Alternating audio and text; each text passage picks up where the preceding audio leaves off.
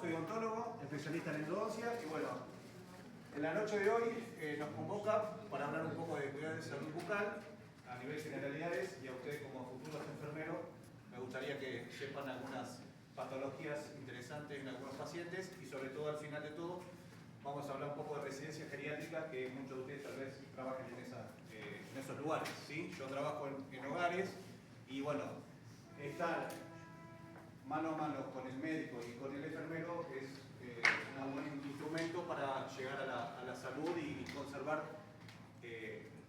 la salud del paciente y evitar patologías, ¿sí? Bueno, la fundamentación de esta clase se basa en brindar información a la población, fomentar el autocuidado y prevenir las enfermedades. Los objetivos que reduzcan el consumo exagerado de azúcares, que implementar una técnica de cepillado adecuada y que bueno, conozcan las patologías más frecuentes que aparecen en la boca en general. En base a eso vamos a ver un video que habla un poco de generalidades. Si tenemos audio. Bien.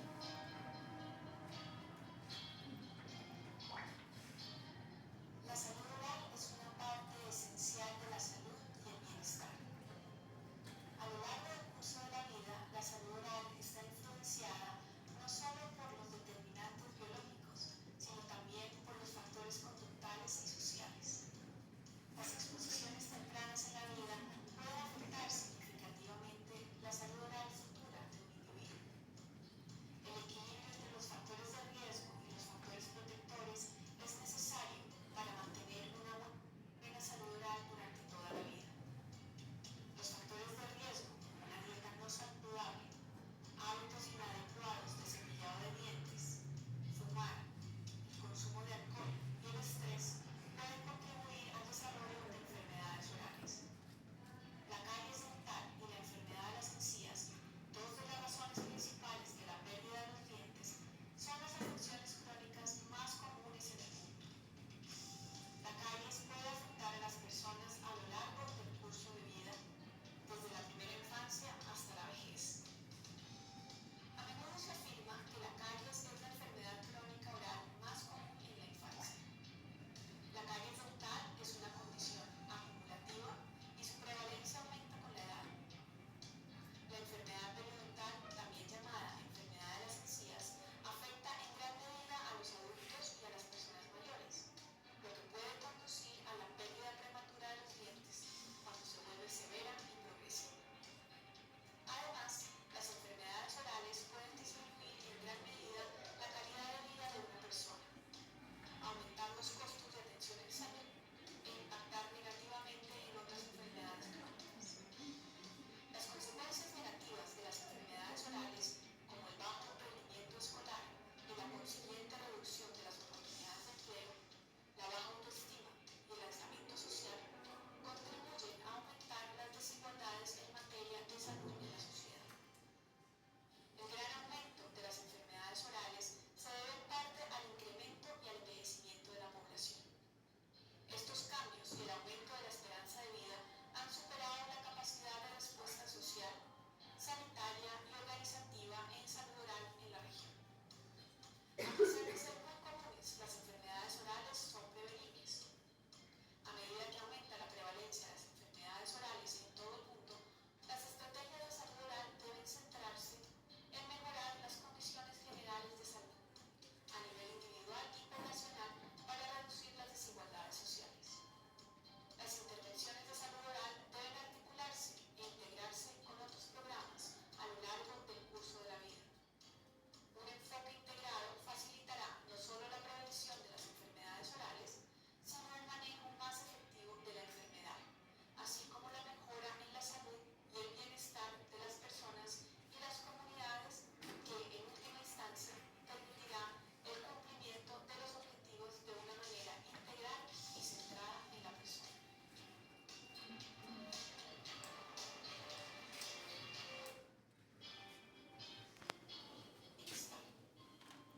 Bueno, hablando un poco de antecedentes, ¿tienen alguna experiencia que hayan vivido a nivel odontológico o que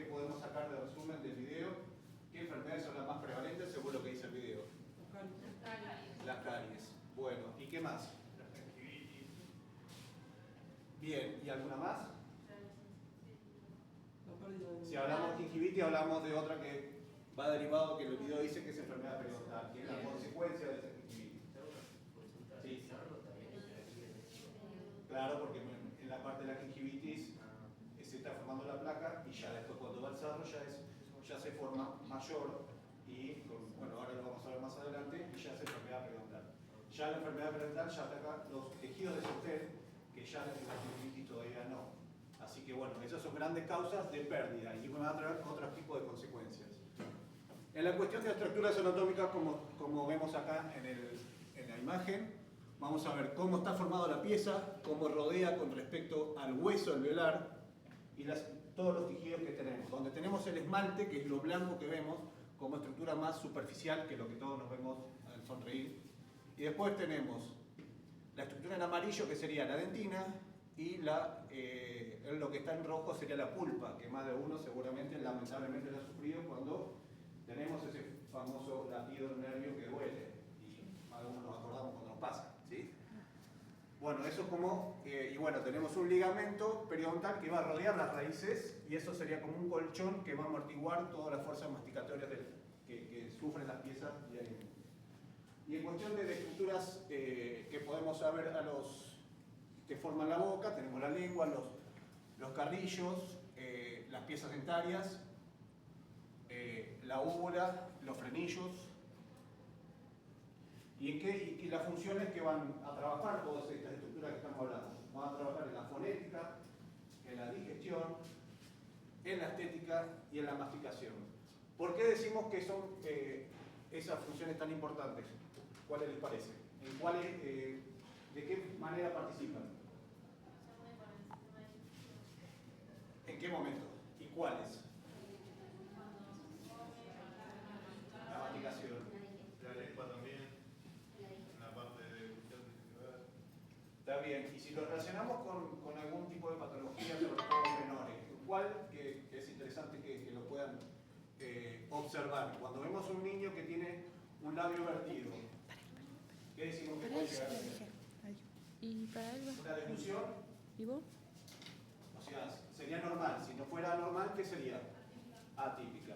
Eso en ortopedia es algo que se debe solucionar, donde nosotros vamos a ver generalmente un nene que no puede tragar. Entonces, esa patología la tenemos que solucionar para tener. ¿Y eso qué me va a derivar? Que ese chico, el que es padre, lo puede presenciar. Es un nene que vive resfriado. ¿Sí? ¿Por qué?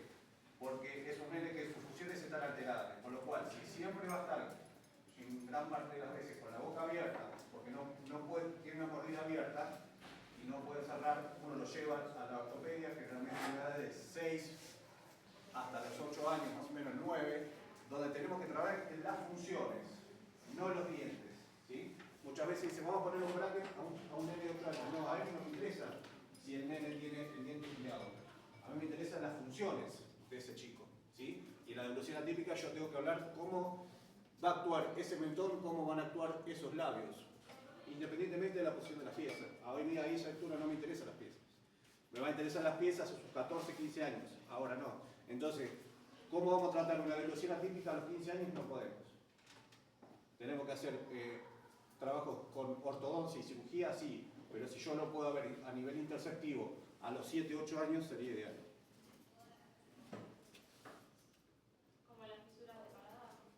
Claro, muy bien. La fisura del paladar, ¿cómo no nos vamos a dar cuenta cuando lo tiene? Hay una característica fundamental que nos damos cuenta.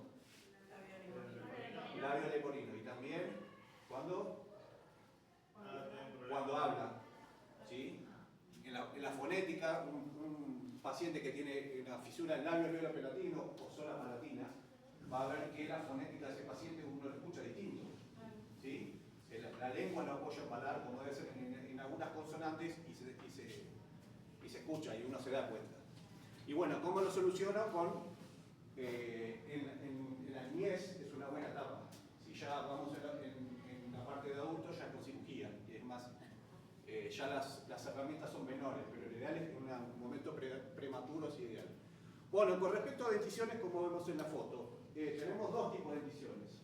Como decimos los niños, la dentición primaria Y la de adultos, que es la nuestra, que ya todos somos adultos, los que estamos presentes, que es la de la derecha, ¿sí? Que es la permanente, donde vamos a estar formados por 20 dientes en la imagen de la izquierda y 32 en la imagen de la derecha. ¿Por qué decimos 20 y por qué decimos 32?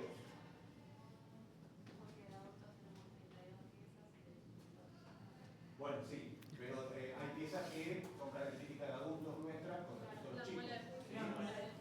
¿La monoficio la vamos a tener chicos? No. Bueno, ¿y eso que yo dije 32? ¿Está bien dicho o no? No todo el mundo corta las muelas de juicio. Muy bien, ahí sí. Muy bien. Porque no todo le sale, porque a mí me falta el término. Nunca salió.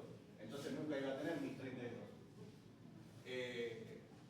Muchas razas, sobre todo, quedan retenidas y pasar una famosa edad de 17, 18 años hasta los 20, muchos sufren con la monoficio. Y según la retención, pues el mes circular, si está inclinado, me causa otra patología que me fractura la pieza anterior o me causa apiñamiento anterior inferior. Entonces, a ver, ¿no es lindo tal vez pasar una cirugía en el oficio de hacer molar? No, pero es necesario hacerlo. ¿Sí? Y bueno, con respecto a lo que decíamos de las 20 piezas de los niños, vamos a encontrar los incisivos, tanto el lateral como el central, el canino y los dos molarcitos. No van a tener premolares como lo tenemos nosotros los adultos. Y la erupción van a empezar a partir de los 6 meses, ya empieza. Donde nosotros vamos a ver a los 6 meses, la pieza que va a erupcionar de los 6 meses del niño va a ser el incisivo central inferior, que también va a ser la primera pieza que erupciona en el adulto. A los 6 años vamos a ver la primera pieza que emerge junto al primer molar. Esas son las piezas que empiezan a salir y después viene esa combinación de dentición mixta, como donde vamos a tener la permanente con una mezcla de los primarios. ¿Sí? Y bueno,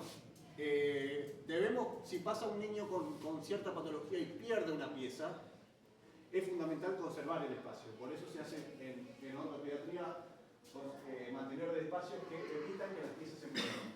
Entonces, si yo tengo un molarcito que al nene lo perdió por caries penetrantes o lo que fuese, se me inclina, después quiere salir mi premolar donde debería y no tiene lugar donde debería salir, ¿sí? Y me sale vestibularizado.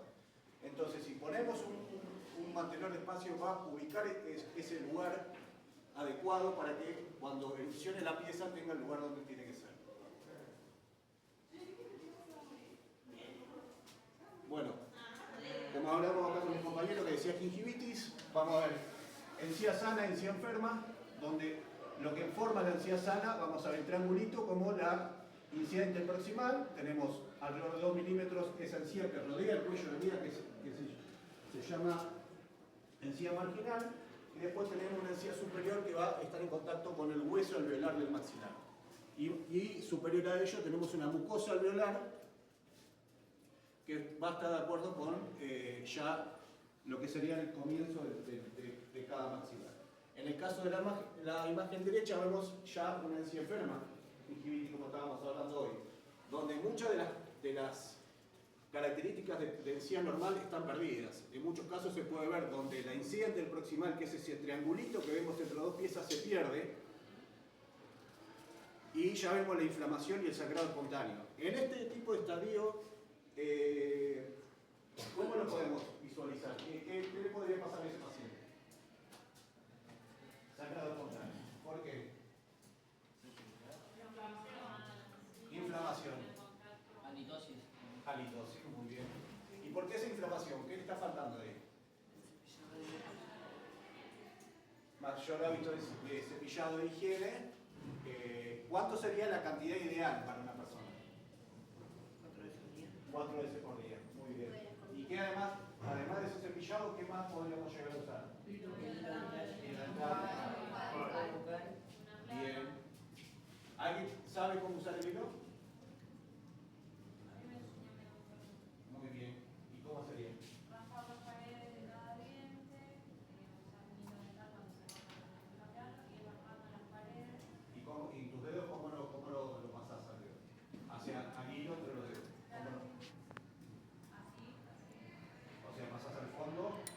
¿Ibas para el lado?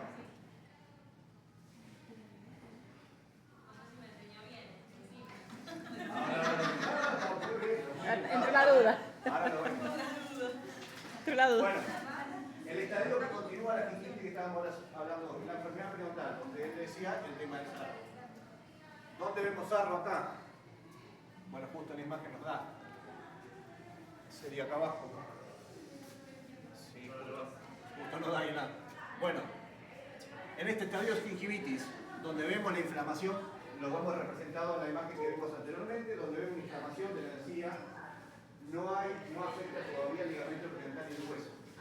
Ya cuando avanza ese estadio y no hay tratamiento, avanzamos a una enfermedad periodontal de nivel inicial, donde ya tenemos pérdida algo del hueso y leve movilidad dental. Debemos frenar ese estadio con sesiones de periodoncia, de limpieza, para mejorar las condiciones de inserción y reinserción de ese ligamento periodontal y mejorar las condiciones. Bueno, como dijimos hoy, ¿cómo se produce la caries?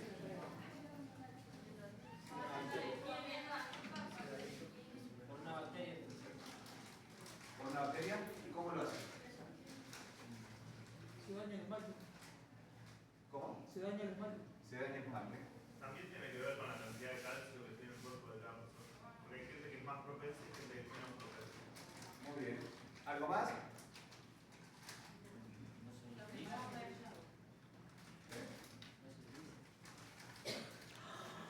Bueno, ahí vemos los estadios.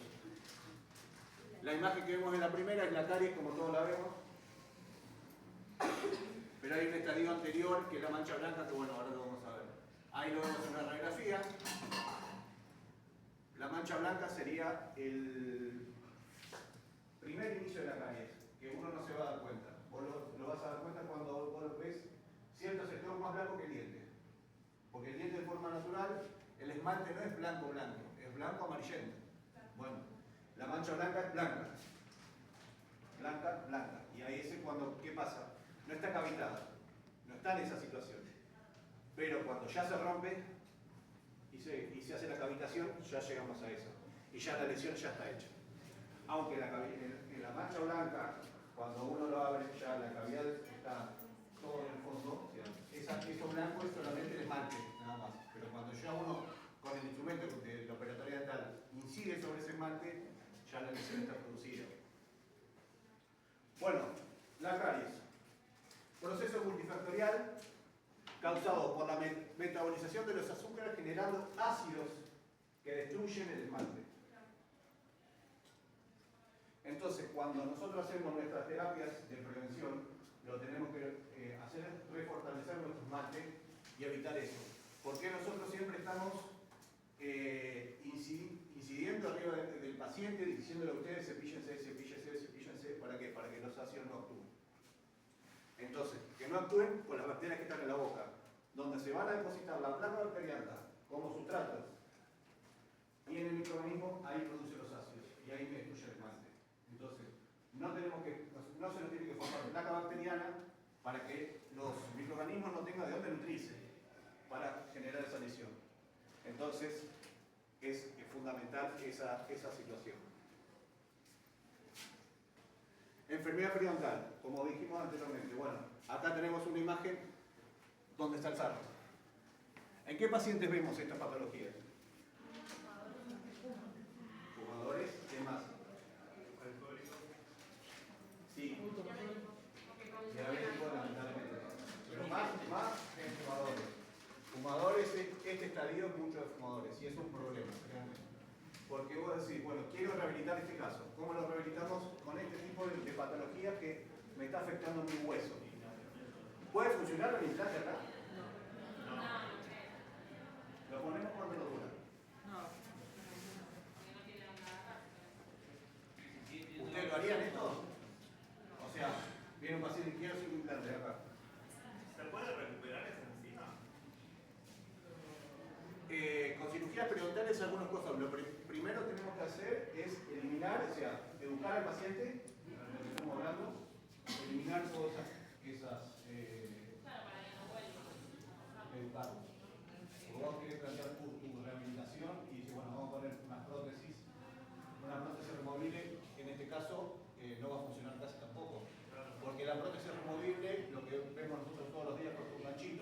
seguramente ustedes la ven. La prótesis removible se agarra de un pilar. O sea, si fuera el termo este fuera mi pilar, abraza mi diente. Pero si este diente no tiene salud periodontal, cuando yo le hago la fuerza a mi misma prótesis me lo va a terminar rompiendo. ¿Y la prótesis fija que va con un cuerno? Ahí tampoco, en este caso. Tenemos que eliminar todo eso, toda la patología, después de evaluar ese hueso, ahí vemos el implante.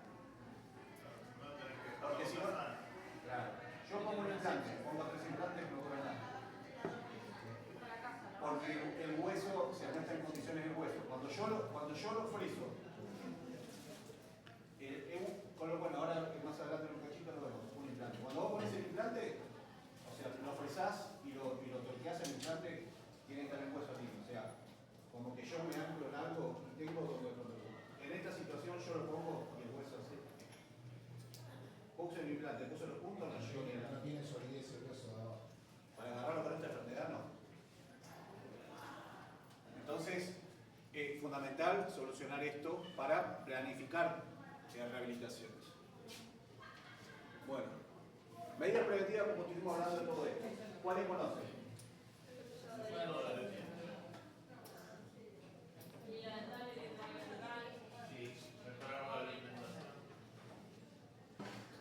¿Y la alimentación cómo me la mejoraría?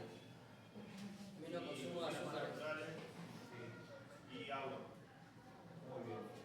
Y hay un elemento también que nosotros siempre le decimos, sobre todo en niños, que utilicemos qué cosa. Y también Cepillo limpio. Huevos. ¿y el flúor? ¿De qué forma lo vamos a usar? Hay pasta florada. ¿De qué otra presentación comercial vienen? Tienen banditas, ¿no? Ahora ¿Cómo? hay colgar que tienen unas banditas. Se aplica en el consultorio. Se aplica en el consultorio. ¿Se Se aplica? aplica en el consultorio. En forma tópica. Y después también tenemos en comprimidos y en gotas. ¿Y los blanqueadores? Un gota. Si se pueden usar en estos casos, pues la que viste que me preguntabas hoy. Un blanqueamiento en un fumador no va a funcionar. ¿No?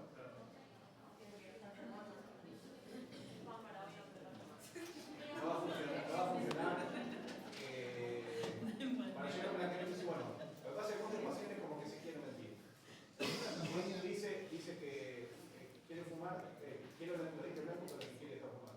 En una campaña en la cual habían brindado en un CAP hace un par de años atrás, una dentista aconsejaba el uso de bicarbonato junto con la pasta dental, humedecer el cepillo con pasta dental sobre el bicarbonato y cepillar. Ese fue el consejo que le daba a los chicos para lograr un blanqueamiento de todas las piezas dentales. Muy agresivo. Un consejo que brindó una dentista a los chicos. Sí, la verdad que no, yo no lo comparto esta parte, sobre todo chicos. Es lo que la Sí. dentista brindaba a los chicos, el consejo. Sí, Para yo, o sea, lograr un el blanqueamiento. bicarbonato se usa como microabrasión de esmalte. Microabrasión del esmalte. Como una de las etapas del blanqueamiento. El blanqueamiento lo podemos usar de 3 formas distintas. Cuando tenés una tinción muy leve, hacemos lo que estás comentando. Si ya la tinción es mayor, ya se ponen placas y el paciente se lo lleva a la casa donde puede poner el gel y se lo coloca en forma nocturna. Y ya después, cuando la tinción es mayor, ya la hacemos en consultorio con una aislación de goma dique, donde grabás las piezas dentarias y pasás con un pincel el producto y la misma, el foco del sillón, como por la actividad física, va a actuar en ese blanqueador. Y esas son sesiones semanales. Entonces vos decís, bueno, ¿cómo lo hago? Yo agarro mi muestrario y pongo un diente donde yo me gustaría llegar y veo dónde estoy hoy. Entonces con el correr de las sesiones yo tengo que llegar a este muestrario. Y eso es cómo se lo haría en cuestión de blanqueamiento. Pero el blanqueamiento sí se puede hacer, sí, pero yo lo hago cuando ya tengo todo. Cuando decís, bueno, quiero mejorar, quiero darle los finales, ahí lo van a entender. Hay veces, ya tengo un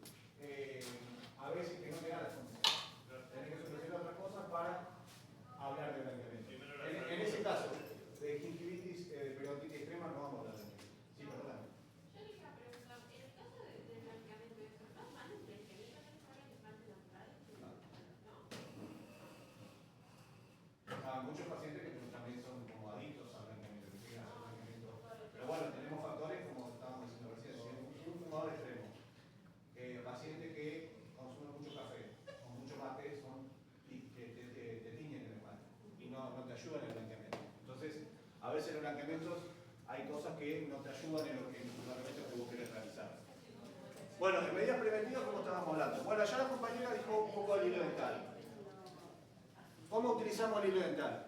El hilo dental agarramos un tramo de alrededor de 40 centímetros y lo enhebramos en ese dedo.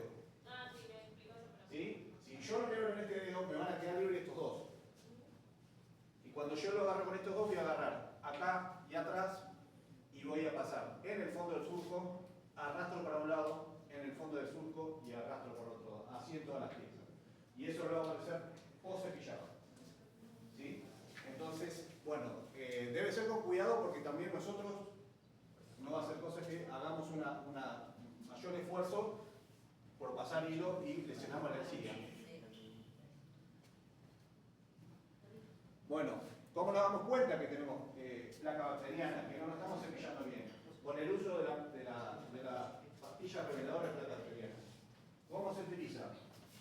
La pastilla se disuelve en la cavidad bucal durante 30 segundos, se disuelve con la saliva del paciente y cuando el paciente espectora esa fórmula, nos van a quedar con esas tinciones, donde se va a representar en rosa y en azul. Donde es azul es donde mayor se concentra la placa bacteriana. Entonces ahí te va a decir, mira, acá no te estás cepillando bien.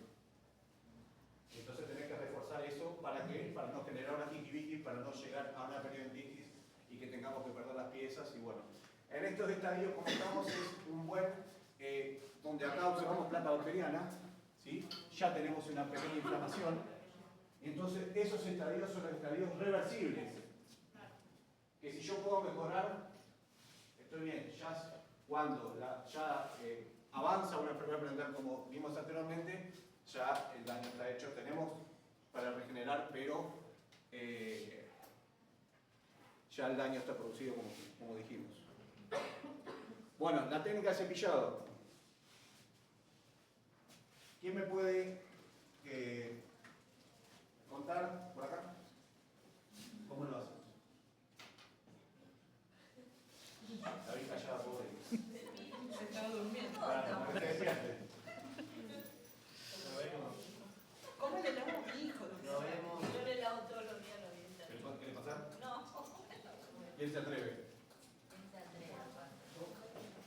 Ahí está. Todo tuyo. Muy bien. Tu nombre, Mi nombre es Isaías, bueno, le voy a mostrar cómo me cepillo yo, en mi caso los dientes, obviamente.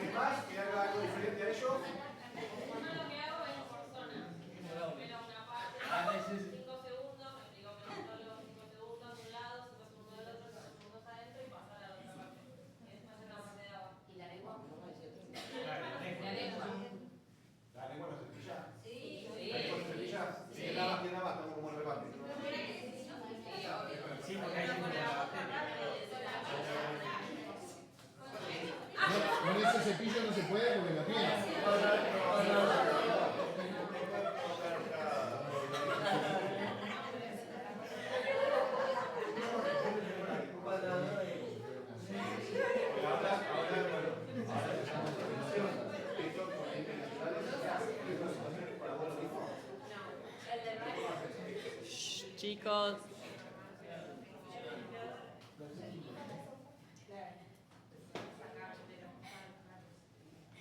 ¿Y es igual a este? ¿Cómo es? ¿No es triangular? Porque ahí se llama el unipenachos, es justamente para entrar entre el bracket y el arco. Así que bueno que lo sacaste porque no tenemos de esa situación.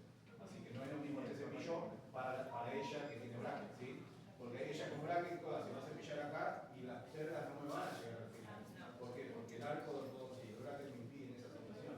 Y entonces el unipenacho permite que llegue al fondo del cuello. No, Juanma, es de verdad que ahora te enseñan a cepillar en seco, solamente con la pasta. Perdón, sí, el cepillo en seco y después la pasta. La pasta sin agua.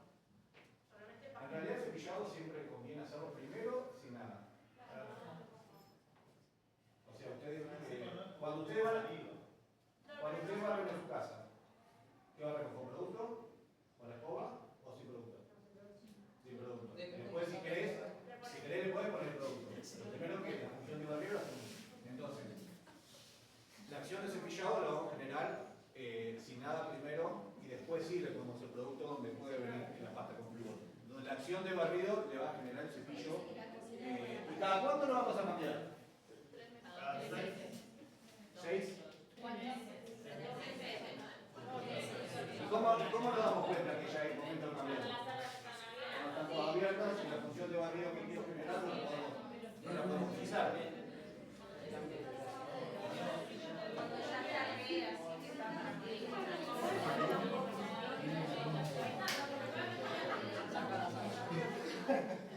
Acá vemos algo que estamos hablando.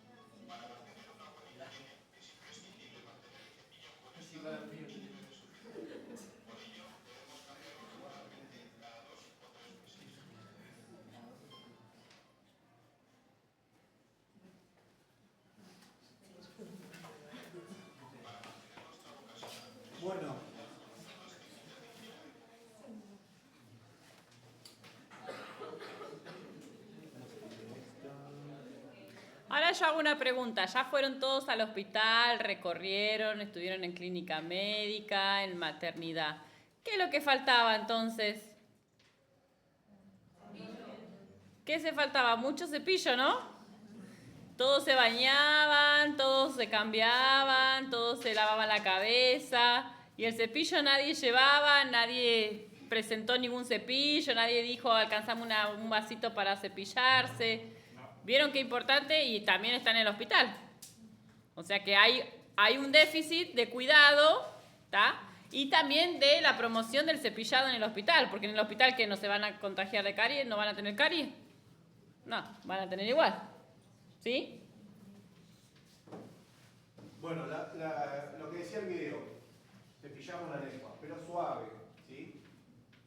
Se acumulan muchas bacterias en la lengua. Entonces, cuando terminamos de cepillar, una pasada sobre la lengua con el cepillo suave es recomendable. Esa misma técnica de cepillado, como vimos, ¿se puede utilizar en chicos?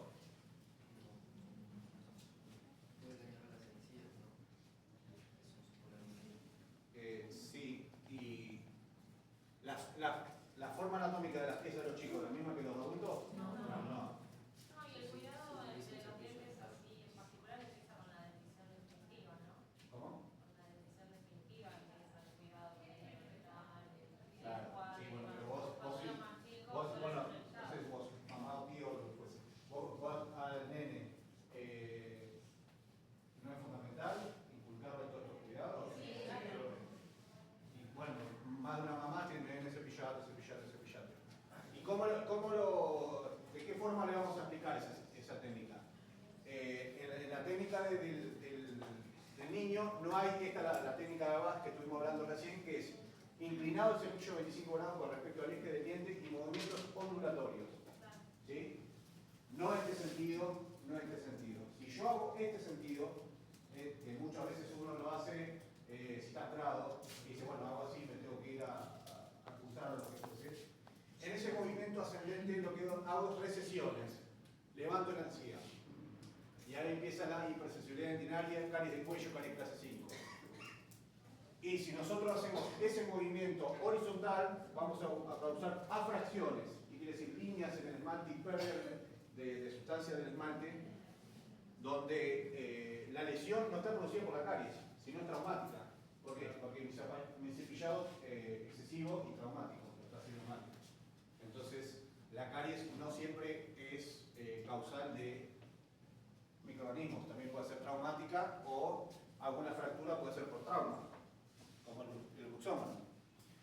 En vía de administración de flúor lo tenemos en ingesta, con comprimidos o con gotas. Y también, como decíamos hoy, en tópica en el consultorio. En tópica en el consultorio, nosotros hacemos nuestra terapia básica periodontal, donde eliminamos nuestra placa y queremos reforzar nuestro esmalte.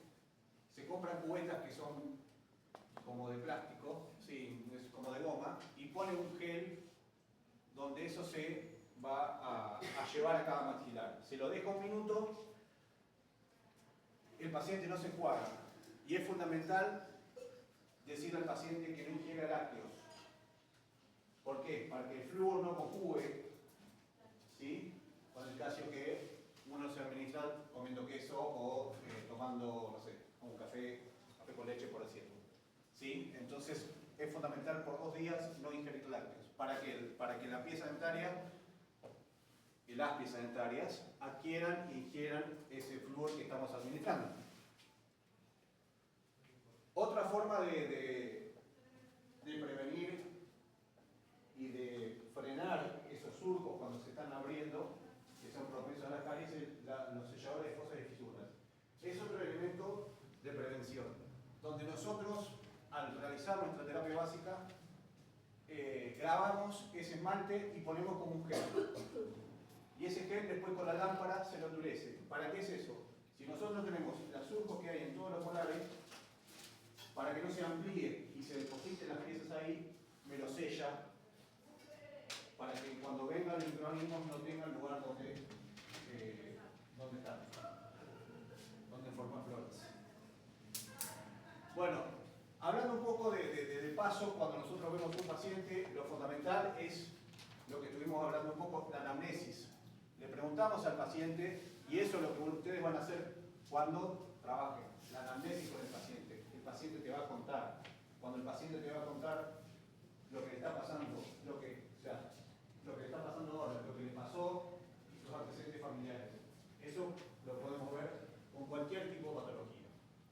Y eso lo va a llevar a un diagnóstico, donde lo que te cuenta el paciente y lo que vos estás viendo, vas a decir, bueno, usted padece esto, o le está pasando esto, con un diagnóstico clínico y radiográfico. Clínico, lo que vos ves, el paciente te cuenta, y radiográfico con las imágenes como estamos viendo en la panorámica allá.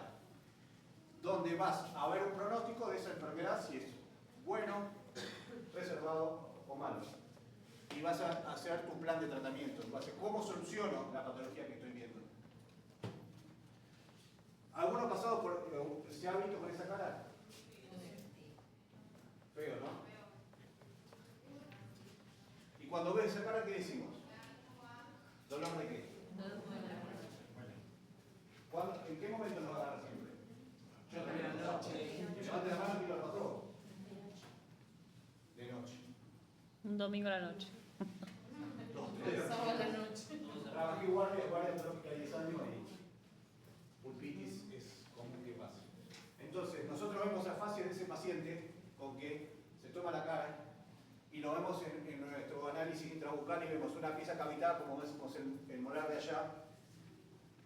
Y en la radiografía vemos el molar, justamente le sacamos la radiografía, vemos la cavitación, donde esa H, como si fuera una H en el medio de la radiografía, es nuestra pulpa, nuestro nervio. Y es lo que el paciente siente, que el dolor va y viene cuando vos estás acostado, a mayor presión intracraneana, y la madrugada, 3, 4 de la mañana es cuando más. Consejo, cuando pasen eso, no digan me voy a acostar y se me pasa. El famoso, como más uno te dice, al contrario, levantarte, mirar una peli y algo, ¿sí? Bueno, y después consultar. Pero no el famoso decir me acuesto y se me pasa, no, peor. Entonces, cuando pasan esas cosas, cuando vas el paciente así, vas a la consulta para ver, bueno, ¿qué me está pasando? ¿Cómo lo soluciono? Y de acuerdo a lo que te va a contar el paciente en esa anamnesis, vos ves tu diagnóstico. Y bueno, yo justamente soy endodoncista. ¿Cuál es el endodoncista? El especialista en tratamiento de conducto. Que vemos que la imagen de abajo tiene una lima y un cono de Guttapercha que va a solucionar esa lesión pulpar. Entonces, en nuestro tratamiento endodóntico, en nuestro tratamiento de conducto, vamos a preservar la pieza y no perderla, ¿sí? Que esa pérdida después nos va a generar rotaciones en hueso y, bueno, para rehabilitarlo podemos utilizar una removible, por utilizar un implante, pero bueno, si podemos conservar nuestra pieza, es mejor. En el caso de que evolucione y no podemos salvar nuestra pieza porque nuestra endodoncia no la podemos realizar ya por un debilitamiento de nuestro piso, que ya la cavidad está muy destruida, terminamos en nuestra exodoncia, como vemos en la imagen superior, donde con la luxación se saca la pieza y con el forceps se hace la abulsión de la misma y se coloca el implante, como vemos en la imagen superior. El implante, uno sacando la pieza a determinada fecha, a los 6 meses es un buen momento para poder rehabilitar. Que tenés el hueso en condiciones para recibir ese implante. Y cuando vos haces la cirugía del implante, son 5 fresas que uno utiliza para fresar ese hueso justamente y darle la forma anatómica del implante que va a recibir. En la imagen inferior vemos el implante ya cargado con nuestra corona. Entonces, en el caso del implante vamos a utilizar el implante, que lo hacemos el día de hoy, supongamos, esperamos un tiempo estimativo de 120 días según maxilar y de ahí podemos cargar nuestro implante. ¿Cargar qué significa? Que yo le pongo nuestro pilar, el pilar y la corona y ahí nos queda terminado. ¿Sí? ¿Qué pasa si yo lo cargo antes? Si yo lo puse hoy y en 2 meses quiero destapar ese implante y ponerle el pilar. Generalmente no va a estar integrado, integrado. ¿Qué quiere decir? No está agarrado a hueso y no lo podemos utilizar. Y cuando agarramos, hacemos fuerza hacia la izquierda para sacar la tapa, puede ser que logremos sacar ese implante. Entonces, lo aconsejado es esperar el tiempo biológico de osseointegración. Bueno, esta parte me interesaba que ustedes sepan más a nivel laboral. Lo otro era más que a nivel general, a nivel de ustedes paciente o a nivel general. Pero esto es lo que me interesa de que ustedes sepan, como le hemos dicho a los chicos la otra vez con la profe Mafo, tengo compañeros que son enfermeros y es común esta situación. El enfermero es, en este caso, el aliado que vos tenés para el médico y en este caso yo que hago domicilios y residencias geriátricas, el enfermero te cuenta todo. No todos los odontólogos hacemos domicilios, no. Yo en la zona creo que soy el único. Soy prestador de Pandy. Bueno, ahora hay pocos domicilios, pero bueno, de vez en cuando me llaman y hoy me llamaron a uno. Y bueno, las residencias de la zona, a lo que es Doncelara, hace un tiempo que no estoy yendo acá de San Vicente. Bueno, ¿y por qué patologías generalmente te van a llamar de una residencia? ¿Qué piensan ustedes?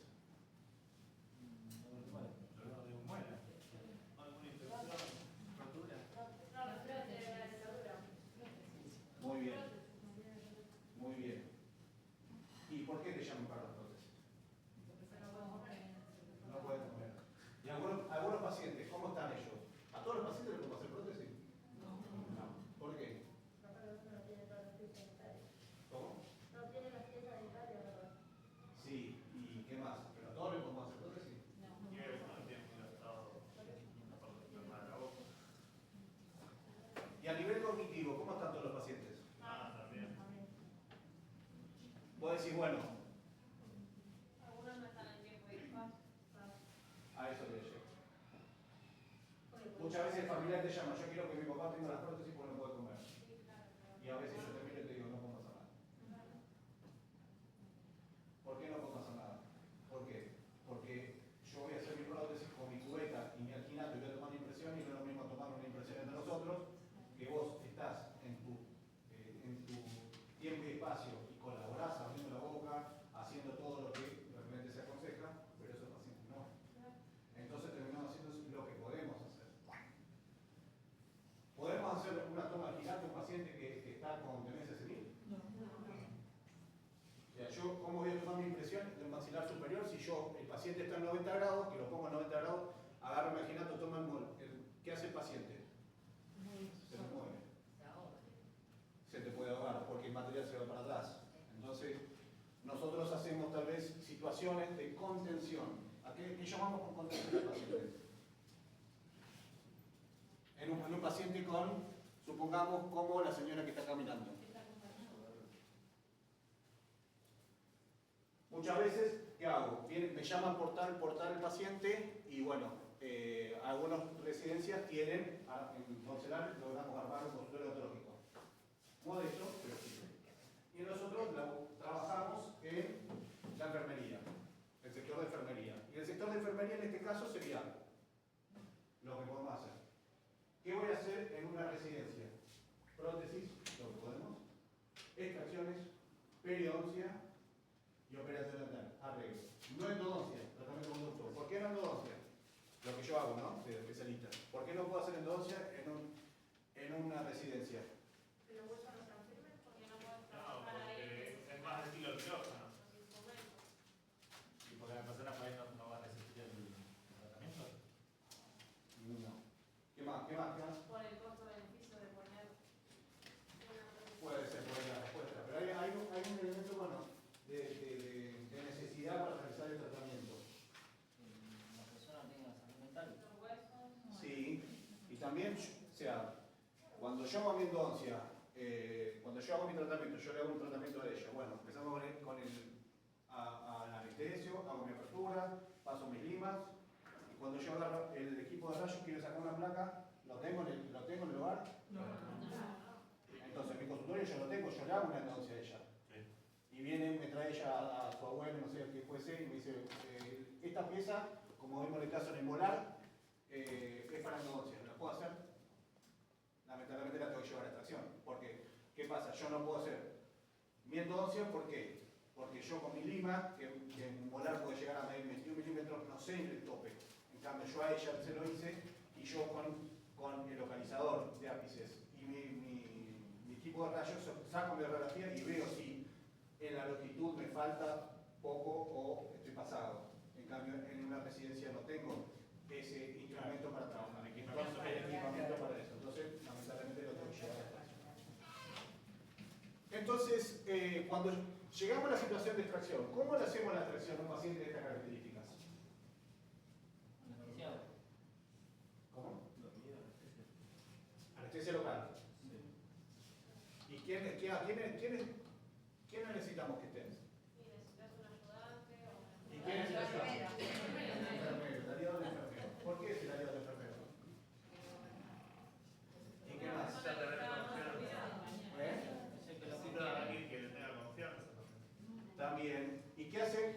Generalmente, porque hay una chica que la nombro siempre, que la he nombrado en la otra charla.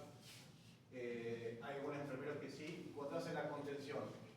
¿Cómo hacen la contención? ¿La contención a qué llamamos?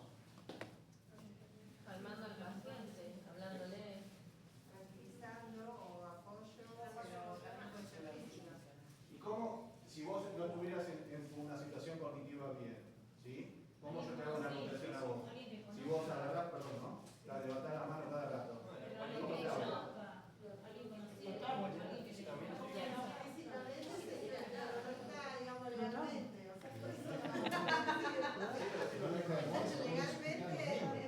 Pero la tranquilidad, por ahí la contención emocional, Lo tenemos que contener, chicos. No hay solución. A veces el paciente no está en sus bien y lo tenemos que atar. Yo le tengo que hacer una extracción a ella. Ella me mete la mano y se me mueve. ¿Lo tiene que atar? Pero lo sostiene los miembros nada más. El cuerpo sigue moviéndose. Lo que pasa a veces hemos llegado a ser 3 personas para sostener a los pacientes. Eso es diferente. No es simplemente atarlo. Claro, pero por eso, o sea, acá en el caso del enfermero, en el caso del enfermero, una chica bueno, que lo nombraba, ella viene y ella está toda la noche, hizo así, lo sostuvo en los brazos, lo sostuvo en las piernas, lo sostuvo en el pecho. Entonces, cuando a mí me llama, te lo sostienen enseguida. Fundamental, los brazos, el pecho y la cabeza. La cabeza les hace un punto firme de trabajo. Hace 1 año y medio quedé hiperestresado, entre 3 personas no podemos sostener a uno. Entre 3. Y era tan, a uno mayor, pero se movía por todos lados. A ver, tengo que hacer mi función, sí, porque tiene un flemón terrible. Y éramos 3 personas que no podemos sostener. Era la enfermera, el hijo del dueño del lugar, y yo trabajando no lo podemos sostener. ¿Y cómo hice para hacer? Saqué 4 piezas, alrededor de 45 minutos, tardé, y fueron los 45 minutos más largos de tu vida. ¿Por qué? Porque él se movía tanto que yo, en su movimiento, yo tenía que acompañarlo a él. Entonces, él iba para acá, yo iba para allá. Él iba para acá, o sea, mi fuerza seguía ese movimiento y quedé muerto. A ver, necesitamos hacer la práctica. Entonces, tenemos que contenerlo ¿para qué? Para solucionar su patología, sí. ¿Es agradable? No hay forma de sedarlo y que quede prácticamente quieto. ¿Le ahorras todo el trabajo? no, por ahí una anestesia que no sea para dormir, sino que sea para relajar. Eso puede, muy relajante le puede ayudar. Claro, ahí vamos, tiene que hacer. Pero no los tenés. No los tenés. Ya tenés que convocar al médico, que ordene eso. Igual la contención se ve mucho.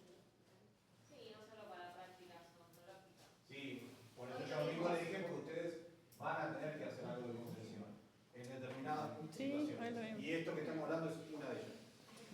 No todos lo van a hacer, pero bueno, que tal vez quiera trabajar en una residencia que le toque trabajar para que esté preparado para eso.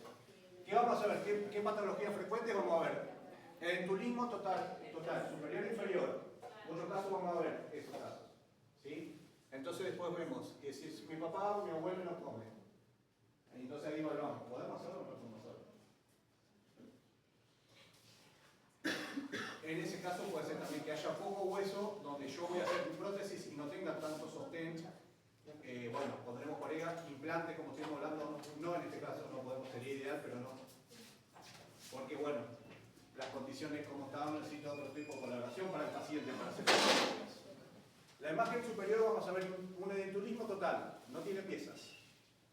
En ese caso es buen hueso. Para hacer una prótesis completa hago mi prótesis y generalmente en ese caso no van a ser adhesivos. Es un hueso lindo para hacerlo. En el caso inferior, edentulismo parcial, donde tenemos nuestras piezas dentarias, nuestro pilar que decíamos hoy y donde vamos a agarrarle con una prótesis con gancho. ¿Sí? Y eso es un caso que podríamos solucionar tanto una prótesis completa superior y una inferior, el caso clínico. Otra de las prácticas, como dijimos, que podemos hacer en hogar serían nuestra periodoncia, nuestra eliminación de placa y de cálculo y las extracciones de las piezas. ¿Sí? Después no podemos hacer endodoncia, como decíamos, por el equipo de rollo. Consultas. Tengo una consulta sobre el uso del cepillo y el cambio del cepillo en enfermedades que son por ahí virales, como fue con el COVID. Nos explicaron que cuando tuviéramos COVID, el cepillo también se tiraba. ¿Hay alguna otra enfermedad en la que si tuvimos tenés que tirar el cepillo de dientes, por ejemplo, para que no te vuelvas a contagiar? No. En el caso del cepillo es personal. Y más una situación como estuvimos hablando cuando pasó en el COVID, que teníamos nuestras alarmas y nuestros cuidados mayores que en otras situaciones. Y ante la aparición, como mencionó el compañero, que mencionó la aparición de sarro, Sí.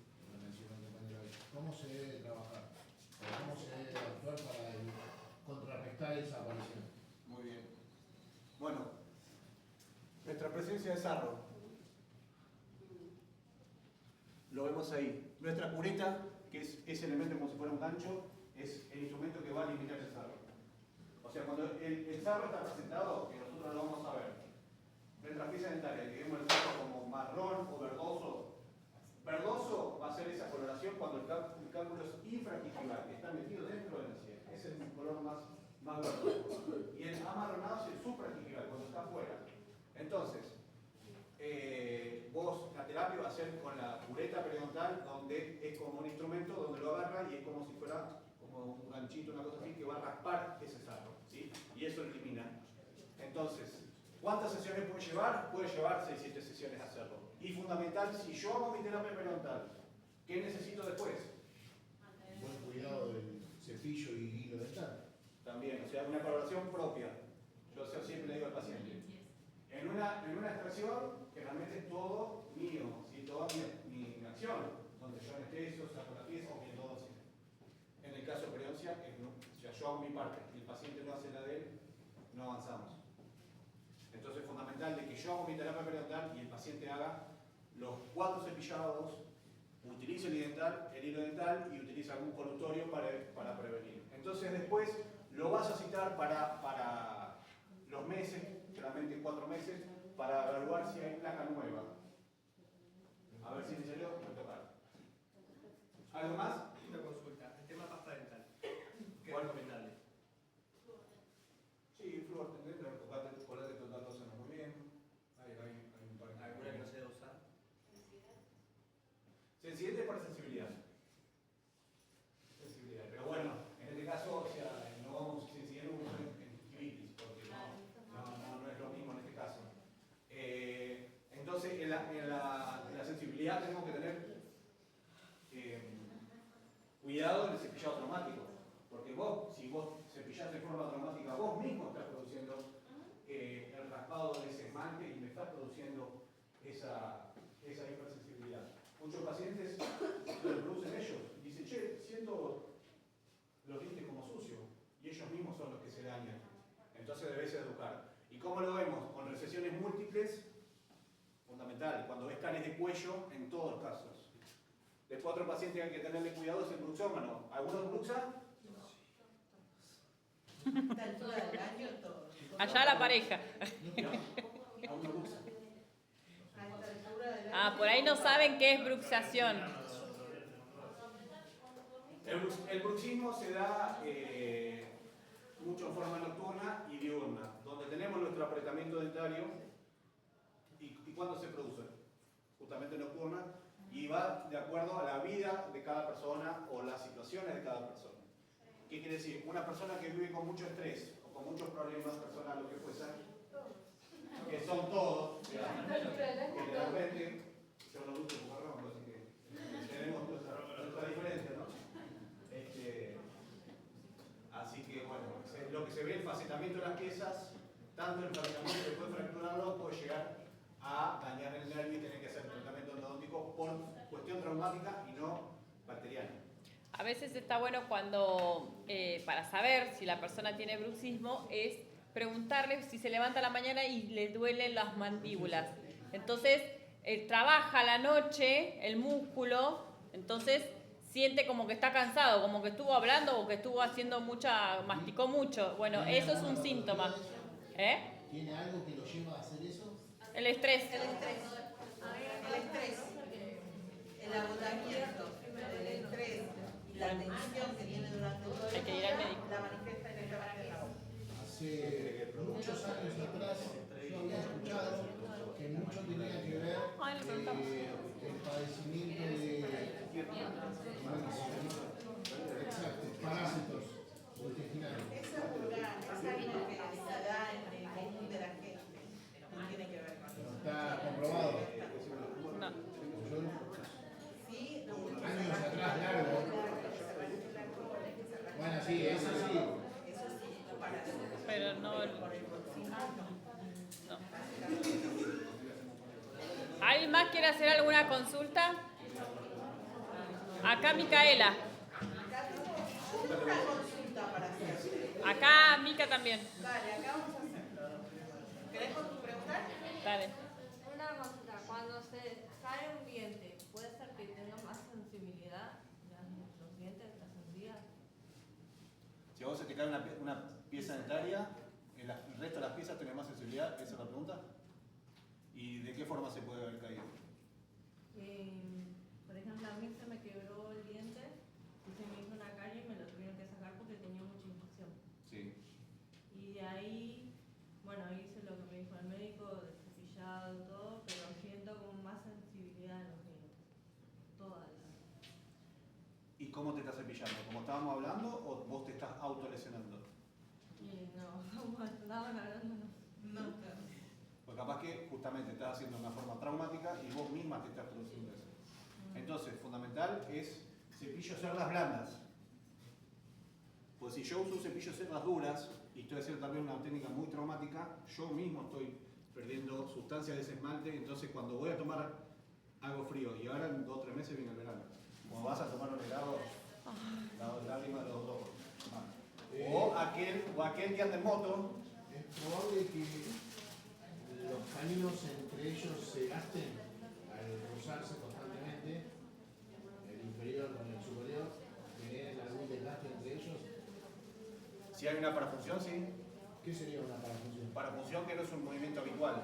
O sea, el canino actúa en la desoclusión. Si yo tengo mi canino superior y tengo mi canino inferior, yo quiero ir para ese lado, ellos actúan en la desoclusión. O sea, si yo quiero ir para allá y quiero ir para este lado, mi mandíbula, los caninos actúan en esa desoclusión, que me va a como propulsar el maxilar para haya la desprogramación de los 2 grados. Si hubiera un hábito parafuncional que no está trabajando esa función y se chocan entre ellos, está produciendo patología y puede ser una fracción del esmalte o fractura del borde incisal o ya lesión traumática del nervio y ya tendremos que tratar de endodoncia. ¿Sí? Entonces tenés que ver por qué se produce eso, de qué manera. ¿Qué ibas a...? Yo tengo una pregunta para hacer, ¿no? Por ahí a los chicos me va a llamar la atención, pero creo que más con experiencia hemos tenido, de el nacimiento ¿sí? de un bebé con 2 dientitos. La mamá entra en pánico y nosotras también. ¿Cómo? ¿Qué ¿Nacen con 2 dientes? Sí. Se está dando habitual ahora, se está dando eso. ¿Qué consejos le damos a esa mamá? Que lo cepille, que no lo cepille. Recordemos que ellos amamantan, no se lo sacan. No. No se lo sacan. No se sacan. Ellos reciben la leche materna, que es rica en grasa y todo, pero en azúcares también. Entonces esos dientes al final tienen un color diferente. Entonces las mamás entran en pánico. ¿Qué hago? ¿Le cepillo? ¿No le cepillo? ¿Le pongo el dedar? ¿Le pongo pasta dentrífica? O sea, y nosotros no tenemos herramientas como para darle en ese momento. ¿Podemos usar el cepillo ahí con el nene? ¿Con el bebé? Con el bebé y yo lo usaría, pero no es necesario porque si es lactancia. Es solo Con el leche. dedo. Con el dedo. O sea, No, vas pero a- viste, la hay un función- dedo. Claro, dedal. la función de dedal en este caso es eso, porque no puedo usar mi cepillo en un bebé. Va a ser muy traumático. Hasta que por lo menos el nene sea un poquito más grande. Claro, Y ya la criatura no va a entenderte mantener la boquita abierta como para trabajarte con el... Y si yo no llego a tener el recurso, podemos usar una gasa, Sí. una gasita con un poco de agua para pasar Claro. tranquilamente. O sea, estás haciendo algo de limpieza para eliminar todo lo que pueda estar dando a partir de la lactancia. Porque a veces también los Entonces, recursos... También va lo que podemos hacer. Es como hablamos con la tercera edad. Podemos hacer un momento, como dijimos, prótesis siempre, a veces no podemos. En este caso con el bebé, ¿podemos hacer esto? Podemos hacer esto. Es lo que llegamos. El problema no se da en los primeros 2 o 3 meses. Se da a partir del 4.º mes y del 6.º. Así que todavía no incorpora todo lo que es alimentación, vive de leche. Bueno, entonces ahí es cuando las mamás observan y van nos preguntan, ¿y qué hacemos? Y bueno, hay que higienizarlo, sí. Hay que Hay que higienizarlo. buscar una forma para hacerlo. Ahora, como le decimos también que con la misma gasa limpien todo lo que es la boca cuando tienen la lengua muy blanca de la leche. Entonces, bueno, listo, genial. Entonces, ese es otro consejo que debemos tener. Bueno, consulte periódicamente a su odontólogo. ¿Sí? Sí, decime. No, quédate. Hay personas que no se le caen los dientes. Así, por cierto. ¿A qué se debe? Generalmente en periodo de elusión, el sexo femenino es más de cumplir los tiempos. El hombre en este caso es un poco más vago en cuestión de elusión. ¿Qué quiere decir con eso? Si yo tengo mi premolar, mi primer premolar debe salir a los 10 años, la nena capaz que lo cumple. El varón me lo va a cumplir casi a los 11. ¿Está mal? No. El tema es si ese varón tiene 15 años y todavía no me salió. Ahí ya tenemos que saber dónde está retenido. Hacemos una panorámica y una tomografía y vemos por qué no salió. Tenemos, tal vez es una cuestión de ortodoncia, que no tenemos suficiente espacio en el maxilar para que bajen las piezas. Entonces, esos diagnósticos radiográficos tenemos que hacerlo para ver nuestra conducta. Y en este caso, que no cambia el de leche. Hay cuestiones genéticas ahí también, ¿no? Puede haber algunos síndromes que pueden afectar eso. Pero, En todo caso, si no los cambia, es decir, que obliga... sí, si vos ves determinado, a veces te pueden llamar de a un nene de, no sé, 8 años, supongamos, ¿no? Porque el inciso superior tiene que salir a los 6. Y ya llegamos a los 8 y no cambió. Si lo tenemos atrás, ¿qué va a pasar? Acá tengo el temporal y acá tengo el permanente y uno lo hace así, lo tira al otro. Y si esa absorción que produce entre la pieza permanente y la primaria, y el diente de leche en este caso, vos ves que no produce, tenés que ver la distancia que tenemos y por eso es un factor mecánico que no permite que la pieza vestibularice, o si vos necesitas sacar para que la pieza ubique el lugar que tendría que tener. Entonces, tenés que ver la situación y la edad del paciente en este caso. Bueno, como rutina de pensamiento, antes pensaba y ahora pienso, ¿qué me puede hacer un pequeño leve resumen de qué pensaba antes y qué pensaba ahora a partir de la clase que vimos? La manera de desarrollo de los dientes, el cuidado, el seguimiento del cuidado.